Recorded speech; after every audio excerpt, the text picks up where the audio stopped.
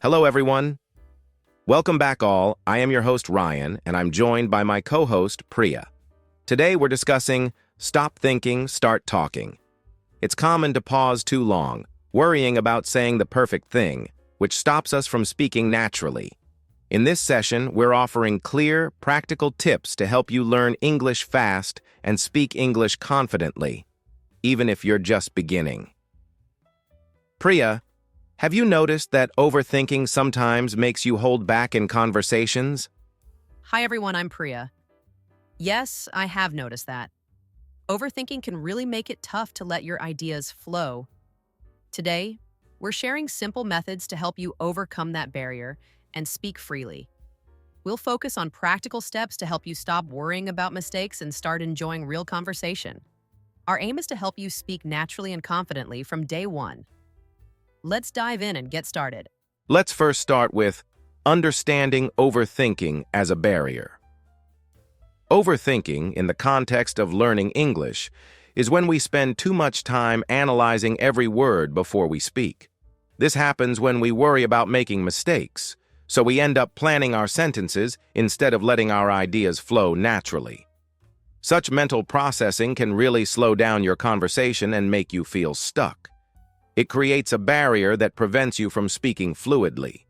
I often find that this overanalysis stops me from expressing my true thoughts, and it builds up unnecessary anxiety. Priya, have you noticed that this habit of overthinking sometimes holds us back from speaking naturally? Yes, Ryan, I've definitely experienced that. For me, overthinking often means that I start by translating everything in my head before saying it out loud. That extra step disrupts the natural rhythm of conversation and makes it difficult to keep up with the flow. I learned that if I keep trying to get every word perfect, I end up losing the spontaneity of speaking. This is why it's important to focus on meaning rather than literal translation. It really shows how our habit of constantly translating can be a big barrier. Ryan, do you think this habit contributes to the fear many learners have, like how to overcome fear of speaking English? Absolutely, Priya. When you're busy translating every thought from your native language into English, you not only slow yourself down, but you also start doubting whether your words are right. This doubt can quickly turn into a fear of speaking English. Instead of engaging in a natural conversation, you get caught up in your head, and that stops your words from flowing. One practical approach is to train your mind to think directly in English. By focusing less on translating and more on communicating ideas, you can overcome that fear and speak with greater confidence. Do you have any practical advice on how to stop translating in your head and just let the conversation happen naturally? Yes, Ryan. One effective tip is to immerse yourself in English as much as possible. Listen to English podcasts, watch shows, or even read simple articles. Over time, this exposure helps your brain get used to processing thoughts in English. Another strategy is to practice speaking without worrying about every single word. Start small by using common phrases and focus on conveying your ideas rather than perfect grammar. This way, you begin to see that mistakes are part of learning and not something to fear.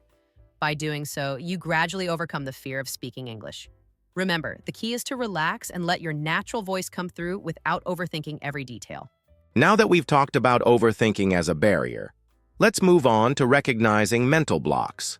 One of the main internal obstacles is the constant self-editing that many of us do. We pause mid-sentence to correct our grammar or search for a better word, and that disrupts the flow of our conversation. This habit of trying to perfect every sentence not only slows us down but also makes us nervous about speaking at all. It's like having an internal critic that stops you from expressing your true thoughts. Priya, what are your thoughts on how this self-editing affects our everyday conversations? I completely agree, Ryan. That internal critic is a huge mental block. It creates a fear of making mistakes. So many learners feel that if they don't speak perfectly, they shouldn't speak at all. This fear of error can make even a simple conversation feel overwhelming. We become so fixated on not messing up that we end up not saying anything at all. It's important to recognize that everyone makes mistakes when learning a new language. It's a natural part of the process. Now, Ryan, how do you think Accepting imperfections can change the way we communicate. Accepting imperfections is a game changer, Priya. When we let go of the need for perfection, we open ourselves up to more natural and confident conversation. Instead of worrying about every little mistake, we start focusing on getting our ideas across. This shift in mindset not only makes speaking easier, but also makes our interactions more genuine. We learn that it's okay to stumble sometimes because every mistake is a chance to learn and improve. In everyday conversations, embracing imperfection helps build a more relaxed and engaging communication style. Exactly, Ryan. When we stop trying to be perfect, our conversations become more fluid and enjoyable. The key is to practice speaking without the pressure of perfection. Remember, it's all about communicating and learning as you go. By accepting that mistakes are part of the journey, you reduce the fear that holds you back. This approach allows you to build confidence over time and helps you focus more on connecting with others rather than worrying about every word. Embracing these mental blocks and overcoming them is essential for anyone looking to speak English more naturally and effectively. Now that we've recognized our mental blocks, let's discuss some practical strategies to start talking. One of the best tips is to simply begin speaking without overthinking every word. For example, you can try the shadowing technique. Listen carefully to a short clip in English and then repeat it out loud, mimicking the speaker's tone and rhythm.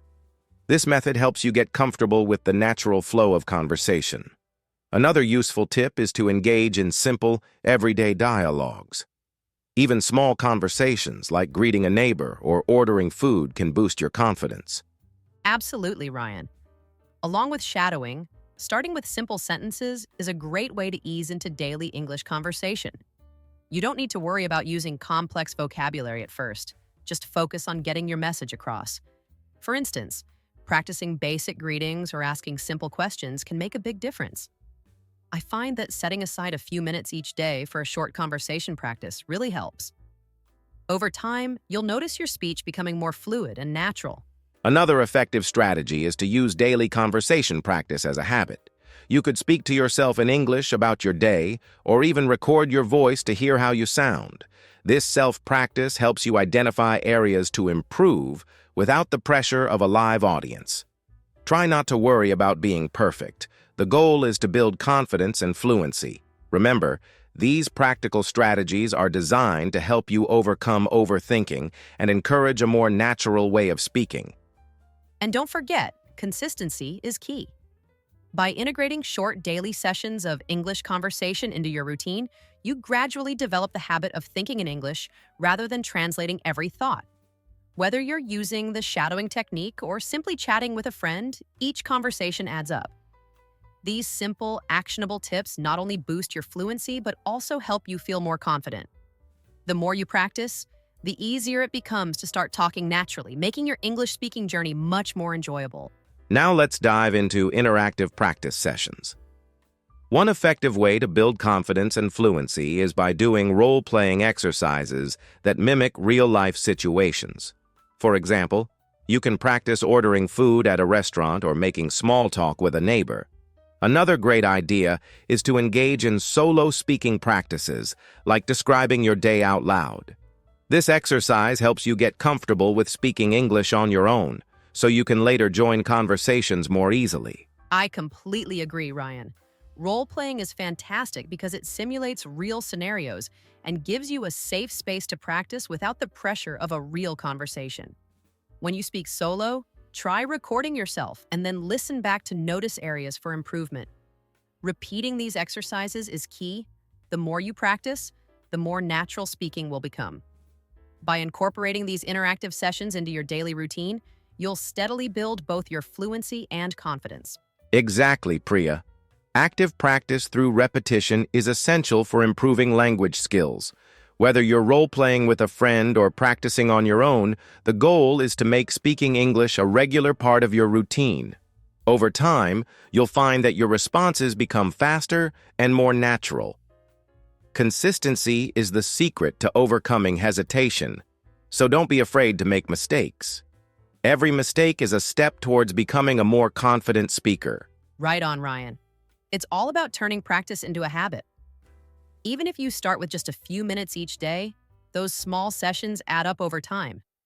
By actively engaging in these exercises, you learn to express your thoughts more freely and reduce the anxiety of speaking. The key is to stay motivated and keep practicing. Remember, every conversation is an opportunity to improve.